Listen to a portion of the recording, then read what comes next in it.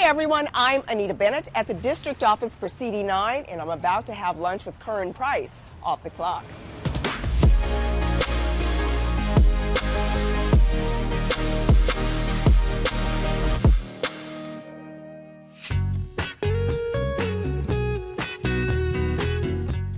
Well, this is our stadium, and the team is doing a lot of good stuff. If I could just interrupt, Councilman, you are off the clock. Let's go. All right.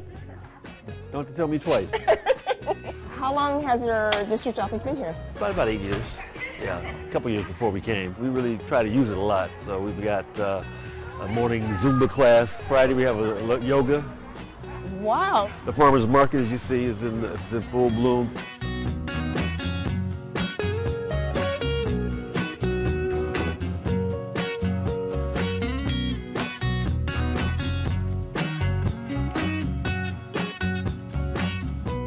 So we got a little budget for the day. I see. Yeah, and I want to try out some of this. All right, it all me too. looks so good. I'm having a salmon salad. Okay, well that's a good choice. I'm gonna have the tacos. Three tilapia. Just looks so fresh, and it's like it's made with love. So you're off the clock now. Let's get to know the real you. Hey. What are some of the things you do for fun? Well, I certainly enjoy going to museums. I like art. You know, we've been really encouraging artistic expression in the district, encouraging the proliferation of murals, for example, on public and private properties. We've been very excited about that. Working with the creative talent in the community, helping them realize their goals and ideals. And what about for fun? What do you do for fun? Well, for fun, you know, there's all kind of fun stuff to do. You know, going to the movies, listening to music.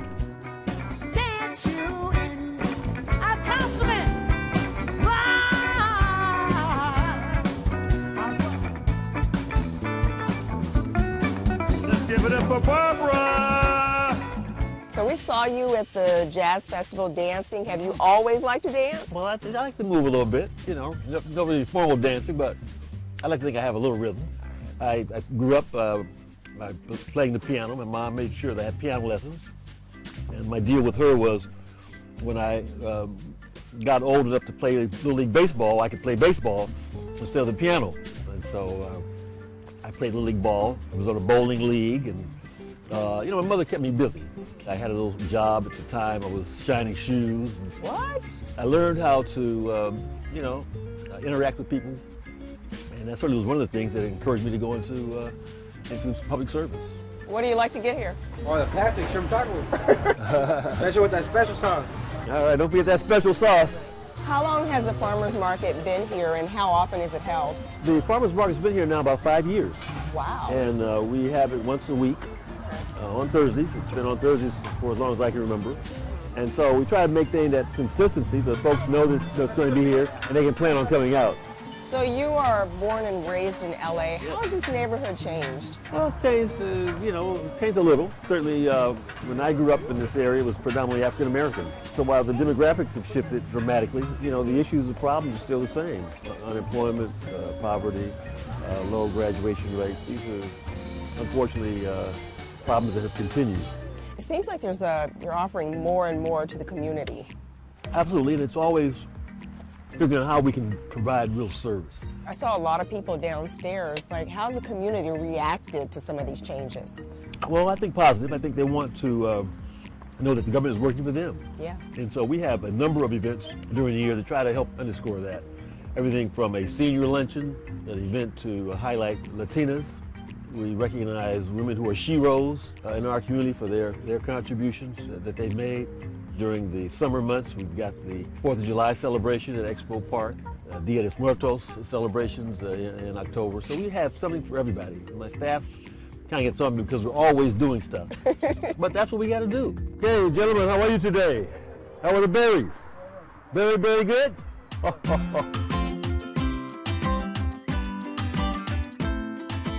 Wow, let's stop here. This looks really good. So, sir, what is all this? Mediterranean dips. It's like Middle Eastern food. Have you tried this? I have. He's a real staple here, a very popular location. Nice. I love it. Everything looks so healthy. Well, it's healthy, it's fresh, and some of it is new, but we try to encourage folks to try something different.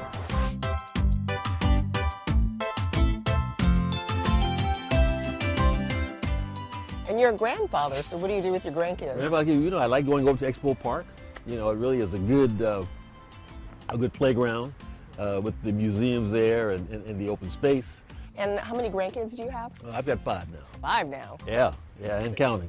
It does make you more human. It makes you realize that there's more to life than answering calls and making boats and passing laws. Hi. It really is a wide variety of food out here. Mm-hmm. And as I say, we're always trying to encourage new vendors to come out and take advantage.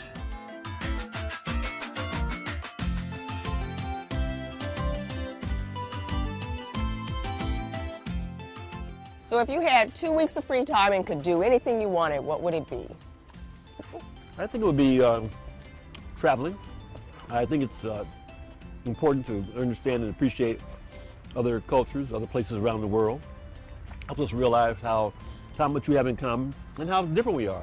All right, so when you go abroad, where are you going? Well, Africa, Asia, Latin America, I'll go anywhere. I've been everywhere and I'll go back again. Love it.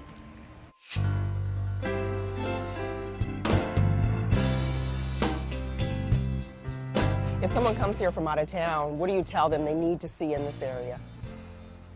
Certainly encourage them to be aware of the history of jazz and the legacy that exists, especially on this corridor, on this Central Avenue corridor.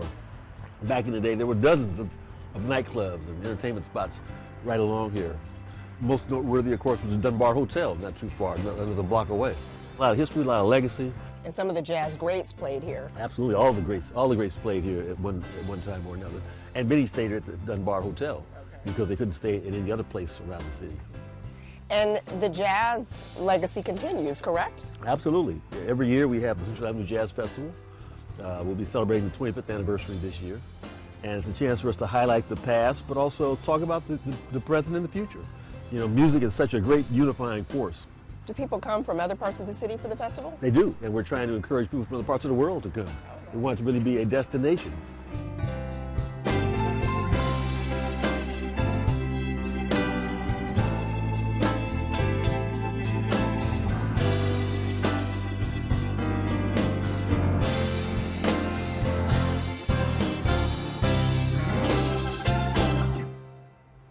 Let's go back a little bit. Did you like Little League or playing the piano more? Little League.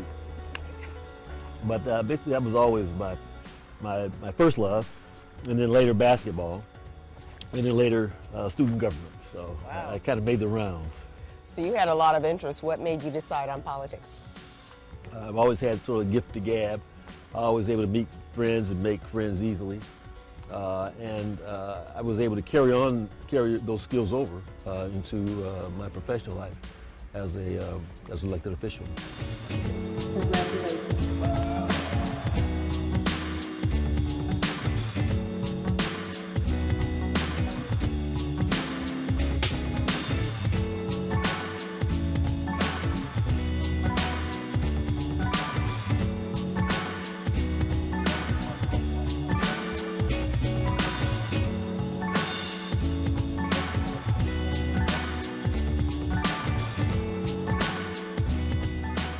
Of all the things that you have to offer here in your district, does your family ever get involved? Oh, my family's always involved. My wife is very proudly the First Lady of the 9th District. And all the activities that we do, we encourage families and kids to participate, to be actively engaged and involved. Early on, for example, we committed almost $40 million to improving all of our parks in CD9. New playing fields, new walking paths, better lighting, more security. Really making these facilities available to not just our kids, but to the seniors as well. And your mom, she has been involved as well, My mom's correct? been actively involved. She's going to be 94 in January, but she makes it out to all of our senior events, to the women's programs, to the jazz festivals. And so she's a well-known figure in this community. She's active. She's actively engaged. Love it. Thank you so much for letting us come to your district office and bring the studio to you. Well, the honor is ours. You're always welcome here in the new 9th, so thank you. All right, and we will be back.